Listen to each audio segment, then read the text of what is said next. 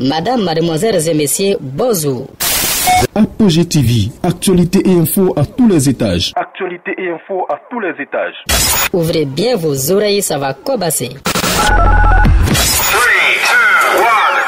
Bonjour et bienvenue à tous. Je vous retrouve avec beaucoup de plaisir dans le super zapping d'Apogée TV. Daniel Kablan-Duncan démissionne de son poste de vice-président de la République de Côte d'Ivoire. Il aurait adressé sa lettre de démission au président Alassane Ouattara après un échange téléphonique tendu entre eux au sujet du décès du premier ministre Amadou Gon Coulibaly. Daniel Kablan-Duncan est un personnage peu charismatique et sans histoire du fait qu'il est toujours fait profil bas. Il est un grand travailleur, un collaborateur loyal et fidèle qui a longtemps servi le président Henri Konan Bédié, qu'il a finalement décidé de quitter pour rejoindre le RHDP. On se demandait si je serais là. On n'a même pas à se demander, puisque je suis RHDP depuis le début, des pieds à la tête. On ne peut pas se demander. Je sais que vous êtes parlé de vous-même. Vous avez entendu les gens dire, vous le répétez, mais c'est faux. Chacun se rappellera que le 17 juin dernier, lors du bureau politique du PDCI-RDA, nous avons pris la parole pour indiquer que le PDCI doit choisir la bonne voie, celle du RHDP.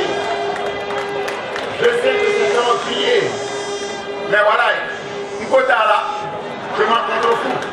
Ils ont beau crier, j'ai mon choix, c'est le mien. Et je l'ai dit devant tout le monde. Donc vraiment, personne ne peut dire que j'hésite quand il s'agit du RHDP. Ceux qui le disent, c'est leur problème. J'invite donc toutes les femmes, toutes les filles et tous les fils de Grand Bassam qui épousent cette notre vision de paix, de cohésion sociale et de développement, à voter pour Jean-Louis Moulot.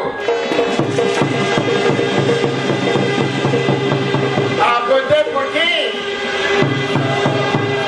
Martino, à voter pour qui? Ok, merci. Le mot. Le départ de Daniel Kablan-Duncan du RHDP est une énième dissidence sur une liste qui est bien loin d'être exhaustive, car nous l'imaginons, beaucoup de masques tomberont encore jusqu'au seuil de l'élection présidentielle d'octobre 2020. Guillaume Soro, Marcel Amontano, Mabry Touakeus et Daniel Kablan-Duncan, voici les dinosaures parmi les collaborateurs d'Alassane Ouattara qui le lâchent à moins de 4 mois du 31 octobre 2020. Des départs qui ne feront pas les affaires du RHDP qui inéluctablement est en train de perdre du terrain dans l'arène politique ivoirienne. Apogée TV, le super zapping. Le super zapping. Leïla Koné, deuxième dauphine de Miss Côte d'Ivoire 2019. Vous vous en souvenez certainement. Eh bien, Leïla vient de nous quitter. Elle est décédée ce samedi 11 juillet à 5 h du matin. Selon les premières informations, sa mort serait survenue suite à une courte maladie. Mais cette version a été très vite balayée par un proche de la famille. Selon Courrier Quotidien auquel ce proche s'est confié sous anonymat, Leïla serait morte par un empoisonnement. Cette belle et jeune dame de 21 ans était la fille unique de sa mère. Elle avait mangé avec des amis et avait ressenti des douleurs peu de temps avant sa mort à l'hôpital. Que son âme repose en paix. Alors, la deuxième dauphine, c'est la candidate numéro 27, Koné Leïla.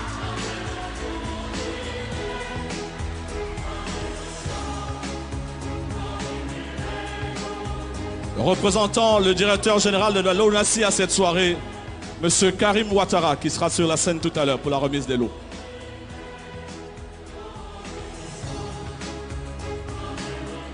Apogée TV, le super zapping. Le super zapping.